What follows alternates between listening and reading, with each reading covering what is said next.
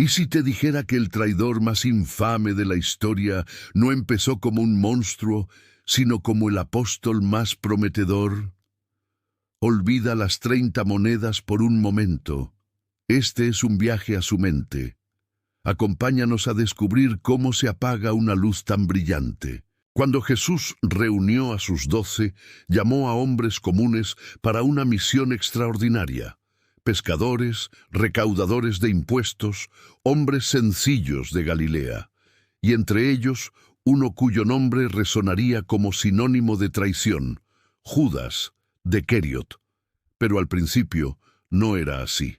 No fue un infiltrado, ni un espía enviado por los sacerdotes. Fue un elegido. Jesús lo llamó por su nombre, lo miró a los ojos, vio su potencial y lo invitó a seguirlo. Y Judas aceptó, probablemente con un fervor y una pasión que igualaba o superaba a la de los demás. Era diferente. Mientras Pedro y Andrés olían a sal y pescado del mar de Galilea, Judas era un hombre del sur, de Judea, el único de los 12 que no era Galileo. Esto lo convertía en un forastero, quizás más sofisticado, más cercano al centro neurálgico del poder y la rebelión. Su mente era aguda, su visión pragmática. Esta inteligencia no pasó desapercibida. Jesús y el resto de los apóstoles le confiaron una de las tareas más importantes y terrenales del grupo, la bolsa del dinero. Fue nombrado tesorero, el administrador de sus escasos recursos. Manejaba las donaciones que recibían, compraba la comida, se ocupaba de los pobres. Era una posición de absoluta confianza. Para confiarle el dinero a alguien, debes creer en su lealtad, en su juicio y en su compromiso con la causa. Al principio, Judas poseía todo eso. Pero ¿cuál era esa causa a los ojos de Judas? Cuando escuchaba a Jesús hablar del reino de Dios, ¿qué imaginaba? Para un hombre de Judea, oprimido por la bota de Roma, la palabra reino solo podía significar una cosa: liberación. Judas no seguía simplemente a un maestro espiritual. En su corazón seguía a un rey, al Mesías guerrero que las profecías parecían anunciar, un nuevo David, un líder carismático y poderoso que por fin levantaría una espada y expulsaría a las legiones romanas de la Tierra Santa. Cada milagro que presenciaba era una confirmación de esta creencia. Cuando Jesús sanaba a un ciego, Judas no solo veía compasión, veía a un hombre con el poder de cegar a sus enemigos. Cuando multiplicaba los panes, veía la logística para alimentar a un ejército rebelde. Su fe era real, pero estaba filtrada a través de una lente de ambición nacionalista. Creía con todo su ser que estaba en el círculo íntimo del hombre que restauraría la gloria de Israel. Se sentía parte de algo inminente, algo que sacudiría los cimientos del Imperio Romano. Por eso lo seguía con tanta dedicación. Soportaba las largas caminatas, las noches a la intemperie, la incertidumbre del día a día. Todo valía la pena, porque el premio final sería la libertad de su pueblo y un lugar de honor en el nuevo reino. Estaba completamente invertido en el proyecto. Su inteligencia, su habilidad administrativa, su lealtad, todo estaba al servicio de este Mesías que, según él, estaba destinado a sentarse en un trono terrenal en Jerusalén. Era el apóstol de la promesa de una revolución. Pero esa misma expectativa, tan específica y tan arraigada en su corazón, era una semilla peligrosa. Judas seguía a un rey, pero había malinterpretado por completo la naturaleza de su reino y la clase de batalla que había venido a pelear. Estaba listo para la guerra, listo para la gloria, listo para un trono. Pero, ¿qué sucede cuando el libertador que espera se niega a tomar la espada? ¿Qué ocurre en el alma de un hombre cuando el Mesías que admira empieza a hablar, no de coronas, sino de una cruz? La grieta en el alma de Judas no apareció de la noche a la mañana. Fue una erosión lenta, una serie de pequeñas decepciones que, como el goteo constante del agua sobre una roca, comenzaron a desgastar su fe y a transformar su fervor en frustración. Jesús hablaba en parábolas, con mensajes que a menudo resultaban desconcertantes para sus seguidores más cercanos. Pero Judas, con su mente pragmática, escuchaba con creciente impaciencia. ¿Dónde estaban las llamadas a las armas? ¿Dónde estaban los planes estratégicos para derrocar a Roma? En lugar de eso, escuchaba sermones sobre amar a los enemigos, amar a los romanos que profanaban su tierra y oprimían a su gente. A Judas, el nacionalista, esto le sonaba a debilidad, a una abdicación del deber mesiánico. Era una teología que no encajaba en su visión del mundo. Escuchaba a Jesús decir que su reino no es de este mundo. Para Judas, esas palabras eran como un puñal. Si el reino no era de este mundo, entonces ¿para qué luchaban? ¿Para qué eran todos los sacrificios? ¿Acaso todo era una metáfora, un sueño espiritual sin consecuencias reales? La desilusión comenzó a fermentar en su interior, convirtiéndose en un cinismo silencioso. Empezó a ver las acciones de Jesús no como actos de poder divino, sino como oportunidades perdidas.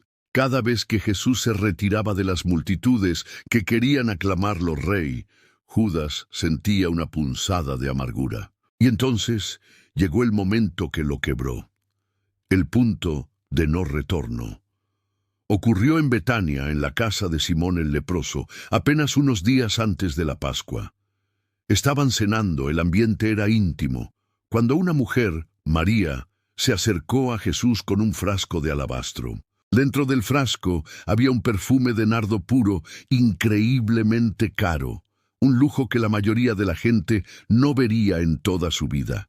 Y sin decir una palabra, rompió el frasco y derramó el perfume sobre la cabeza y los pies de Jesús, un acto de adoración extravagante y absoluto. La fragancia llenó toda la casa. Los otros discípulos se sintieron incómodos, pero Judas sintió una ira fría. Su mente de tesorero calculó el coste al instante. Este perfume podría haberse vendido por más de 300 denarios, protestó. Era el salario de un año entero para un trabajador. Y el dinero, añadió con una piedad fingida, podría haberse dado a los pobres. Pero el Evangelio de Juan nos da una visión escalofriante de su verdadero motivo. Dijo esto, no porque se preocupara por los pobres, sino porque era un ladrón, y teniendo la bolsa, sustraía de lo que se echaba en ella. Su corazón ya se había desviado. La semilla de la codicia había echado raíces, pero fue la respuesta de Jesús lo que selló su resentimiento. A los pobres siempre los tendréis con vosotros, dijo Jesús con calma, mas a mí no siempre me tendréis. Ella ha hecho lo que podía, porque se ha anticipado a ungir mi cuerpo para la sepultura. Para la sepultura. Esa palabra debió resonar en los oídos de Judas como una sentencia de muerte para sus sueños. El Mesías hablaba de morir.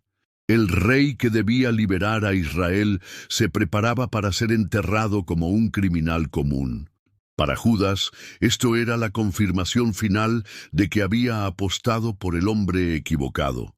El perfume no había sido un desperdicio para un acto de adoración. Había sido un desperdicio para un rey fallido, para un líder que se dirigía a la tumba en lugar de a un trono.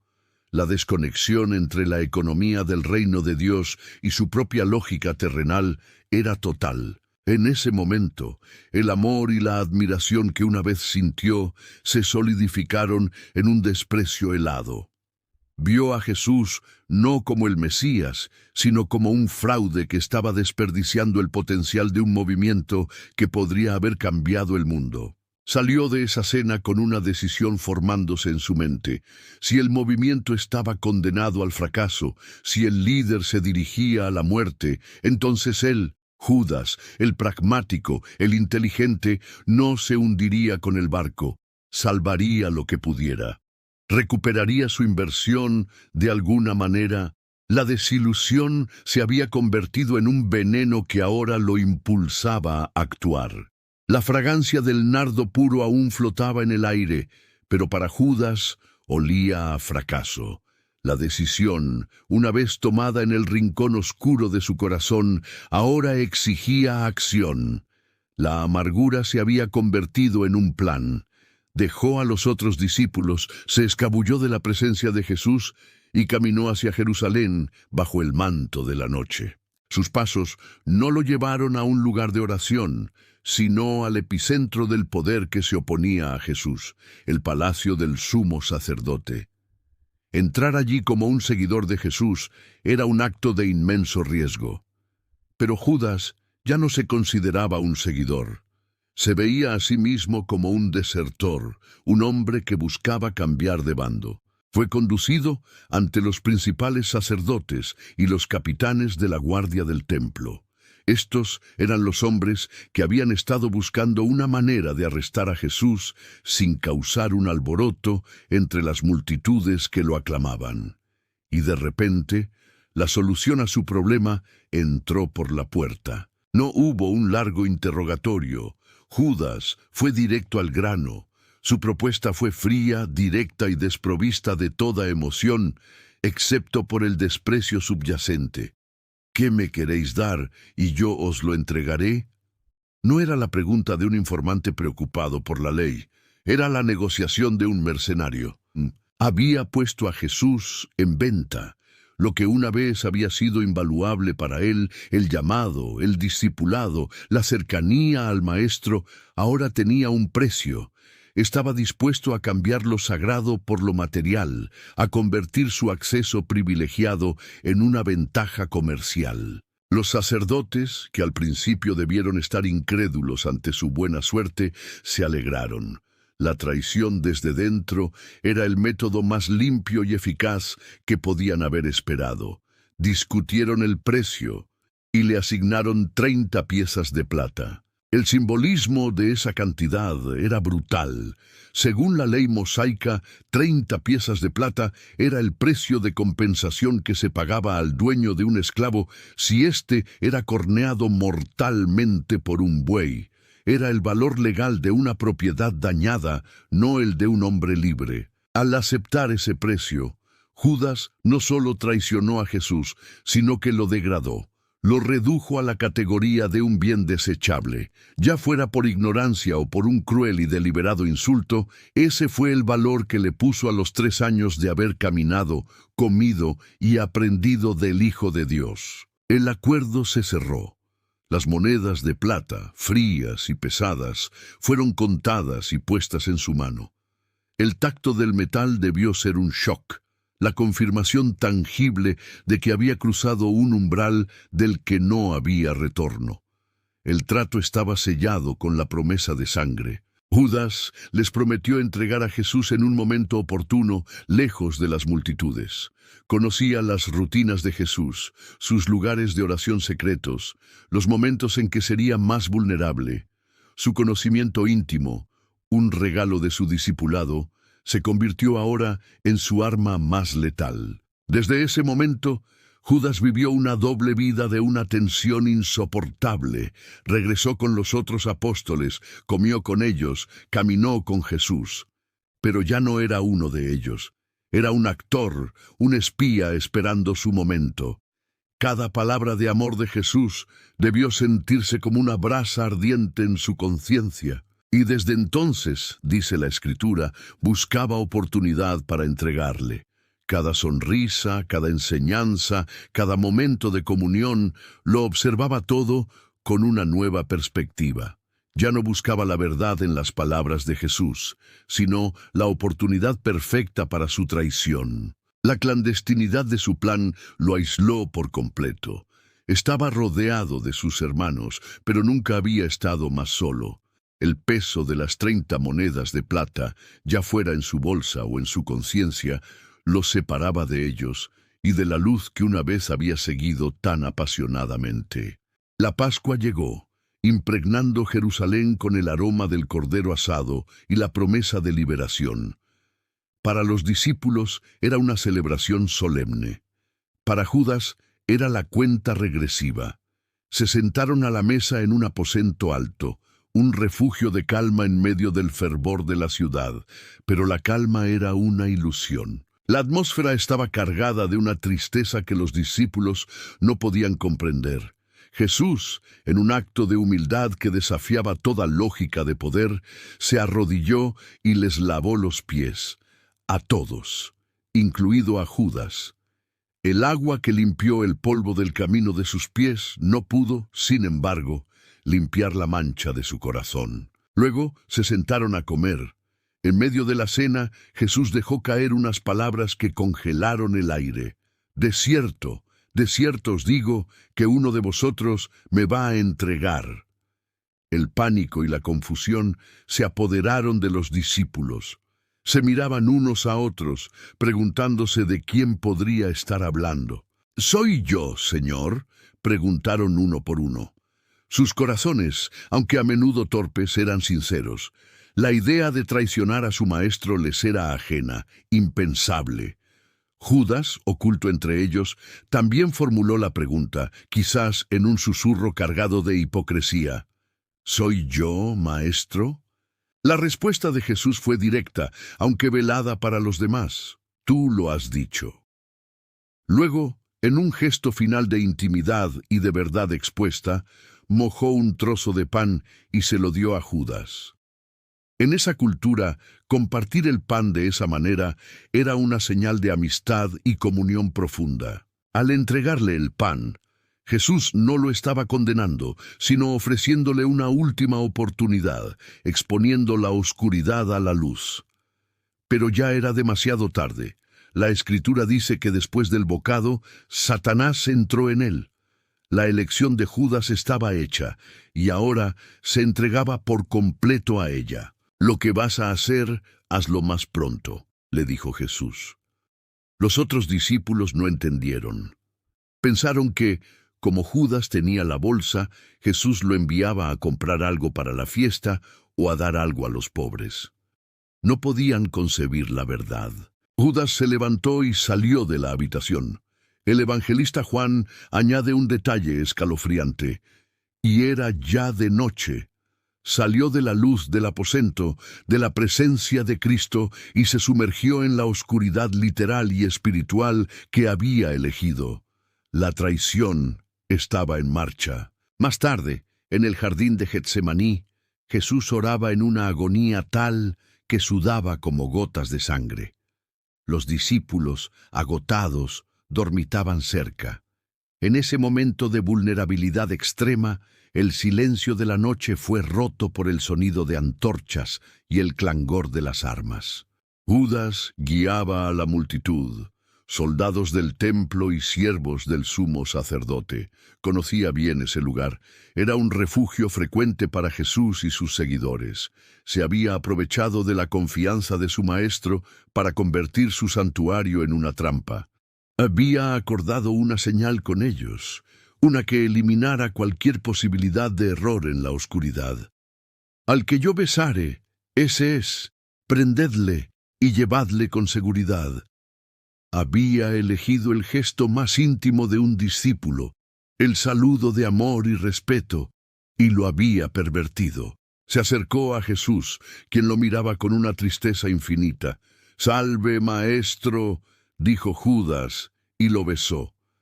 El beso, frío y calculado, se sintió como un veneno en la noche.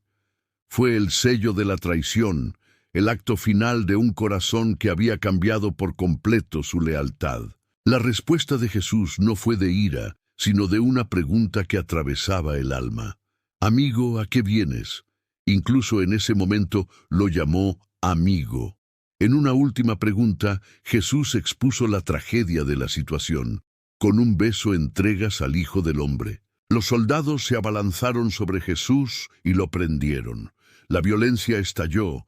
Pedro sacó una espada, pero Jesús lo detuvo. El plan de Judas se había ejecutado a la perfección. Vio cómo se llevaban a su antiguo maestro, atado como un criminal, desapareciendo en la noche. Y él se quedó atrás, solo en la oscuridad del jardín y de su propia alma. La noche dio paso a una mañana gris y ominosa. Mientras Jerusalén despertaba, el destino de Jesús se sellaba en una serie de juicios apresurados e ilegales. Judas, probablemente observando desde las sombras, vio cómo se desarrollaban las consecuencias de su acto con una claridad aterradora. No era como lo había imaginado. Quizás en su mente retorcida pensó que estaba forzando la mano de Jesús, obligándolo a desatar su poder mesiánico contra sus captores. Tal vez creía que provocaría la rebelión que tanto anhelaba, pero lo que vio fue muy diferente. Vio a Jesús siendo arrastrado de Anás a Caifás, luego a Pilato y a Herodes. Lo vio siendo abofeteado, escupido, burlado. Escuchó los falsos testimonios y la condena a muerte. No hubo un despliegue de poder divino, no hubo legiones de ángeles. Solo un hombre que aceptaba su destino en un silencio digno y aplastante. En ese momento, el velo del autoengaño se rasgó de los ojos de Judas. La realidad de lo que había hecho lo golpeó con la fuerza de un tsunami. La condena a muerte de Jesús no fue un cálculo político, fue una catástrofe personal. El beneficio de las 30 monedas de plata se convirtió en cenizas en sus manos. Un sentimiento abrumador lo inundó. La Biblia lo llama remordimiento. No era arrepentimiento. El remordimiento es el dolor egoísta por las consecuencias de una acción. Es el horror de ser descubierto, el tormento de la culpa. Es un dolor que se enfoca en uno mismo. El arrepentimiento, en cambio, es un dolor piadoso que se enfoca en la persona a la que se ha herido. Es el dolor que sintió Pedro después de negar a Jesús. Pedro, al cruzarse con la mirada de Cristo, salió y lloró amargamente, un llanto que lo llevó de vuelta al perdón. Judas no buscó esa mirada. No corrió tras Jesús para suplicar su perdón. En su desesperación intentó deshacer el trato, como si la redención pudiera ser una transacción comercial.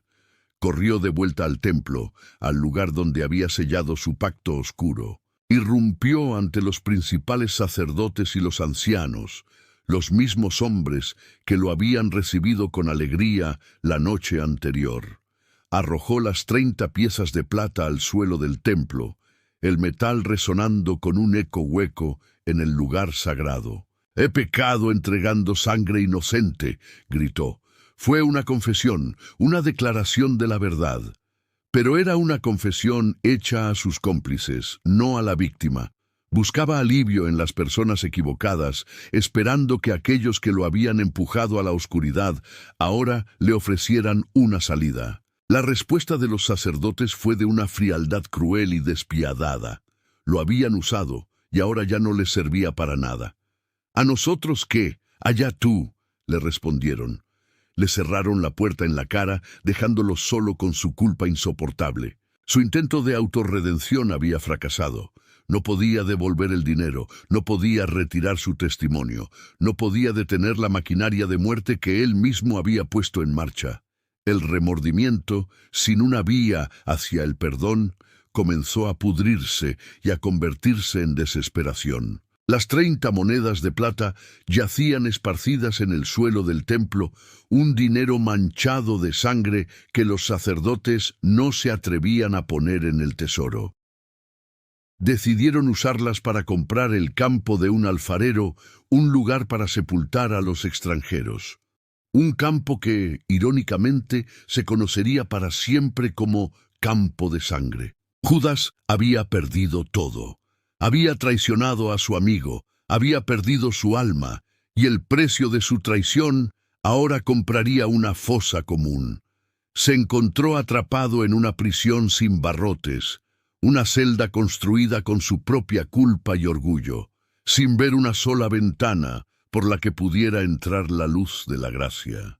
La desesperación de Judas era un abismo sin fondo. El rechazo de los sacerdotes había sido el último empujón. Había intentado deshacer su crimen a través de sus propias acciones, y había fallado. El remordimiento, sin la esperanza del perdón, se convirtió en un veneno que le consumió el alma. No vio ninguna salida. No podía volver con los otros discípulos. El puente de la hermandad había sido quemado por su beso traicionero. No podía acudir a Jesús. Su orgullo y su culpa le impedían enfrentar al hombre cuya sangre inocente había vendido. En su mente torturada solo quedaba una solución, una forma de silenciar el grito de su conciencia, de escapar de la prisión de su propia mente. Se dirigió al campo que, sin saberlo, sería comprado con su dinero de sangre. Un lugar desolado, apropiado para un acto de desesperación final. La Escritura narra su fin con una sobriedad brutal. Se ahorcó. En la soledad de ese campo, el hombre que una vez había sido elegido como apóstol, el que había presenciado milagros y escuchado las enseñanzas de la vida, eligió la muerte. Su tragedia no termina en la traición, sino en su incapacidad para creer en un perdón más grande que su ofensa. Pedro negó a Jesús 3 veces, un acto público de cobardía. Pero su historia es de redención, porque su arrepentimiento lo llevó de vuelta a los pies de Cristo. Judas, en cambio, permitió que su remordimiento lo llevara a la soga. La historia de Judas Iscariote es una advertencia que resuena a través de los siglos. Nos obliga a mirar nuestras propias sombras, a examinar las pequeñas traiciones que a veces anidan en nuestros corazones. No con 30 monedas de plata, sino con una palabra hiriente, con un acto de egoísmo, con una promesa rota. Nos enseña cómo las expectativas no cumplidas pueden agriarse y convertirse en resentimiento. Judas esperaba un Mesías de poder terrenal, y cuando no lo obtuvo, su desilusión se convirtió en desprecio. ¿Cuántas veces nos amargamos porque la vida, o Dios, no cumple con nuestros planes? Su caída nos muestra el peligro del cinismo. Empezó a robar de la bolsa, una pequeña concesión a la codicia que erosionó su carácter y lo preparó para una traición mucho mayor. Nos recuerda que la integridad se pierde en pequeños pasos, no en un gran salto al abismo. Y lo más importante, su final nos muestra la diferencia vital entre el remordimiento y el arrepentimiento. El remordimiento nos encierra en nosotros mismos, en nuestra culpa y vergüenza. El arrepentimiento, en cambio, nos impulsa hacia afuera, hacia la gracia y la posibilidad de ser restaurados. La soga rota de Judas es un símbolo trágico de una conexión rota con la única fuente de perdón verdadero. Su historia no es solo la de un villano, sino la de una promesa perdida, un potencial desperdiciado. Es la tragedia de un hombre que caminó con la luz del mundo, pero eligió morir solo en la oscuridad. Gracias por acompañarnos en este profundo y a veces doloroso análisis. Si esta historia te ha hecho reflexionar, te invitamos a compartir tus pensamientos en los comentarios. Considera suscribirte para seguir explorando las complejidades de la condición humana a través de estas narrativas eternas. Agradezco sinceramente que hayas permanecido con nosotros hasta el final. Que la tragedia de Judas nos inspire a ser más vigilantes con nuestros corazones y, sobre todo, a nunca dudar del poder del arrepentimiento y la gracia. Nos vemos en las estrellas.